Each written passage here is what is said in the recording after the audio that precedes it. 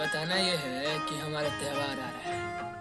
Calendar का वह त्योहार जो हर बिहारी सबसे पहले ढूंढता है, सबसे पहले खोजता है, वो छठ। ककहरा का कखा गखा भले ही याद नहीं रहे हैं बिहार के बच्चों को, लेकिन छठ का गीत उनके रूम रूम में बजता है। स्पीकर बंद होने के बाद भी उनके दिमाग में छठ का गीत गूंजते रहता है। जानते हैं, हमारे यहाँ के बच्चे जब होश संभालते हैं ना, तो जितने बेसब्री से भैया का ब्याह का इंतजार करते हैं, उतना ही बेसब्री से छठ का इंतजार रहता है। बिहार के बच्चे भले ही साल भर निकम्मा बाबूजी की झूठी मूठी गालियों की उपाधि के साथ गाली सुनते हो, लेकिन जब छठ आता है ना, तो सब कामों की जिम्मेदारी अपने सर पे ले लेते हैं।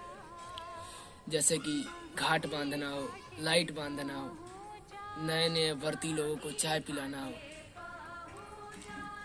और जानते हैं, हमारे यहाँ नए ब्याहुतों को नोबेल प्राइज वाली फीलिंग कब आती है? जब उनकी नईकी दुल्हन कहती है ना कि पेन्ही ना बलम जी पियरिया, दौरा घाटे पहुंचा। जानते, आपके लिए ना प्रसादी लड्डू पेड़ा और बर्फी होगा, लेकिन हमारे लिए तो महाप्रसाद ठेकुआ है। हमारे यहाँ बच्चों को जवान होना उसी साल से माना जाता है जिस साल वह अपने माथा पे दौरा रख के छठ घाट पहुंचाता है। इसी शुभ संदेश के साथ आप सभी को छठ पूजा की हार्दिक बधाई।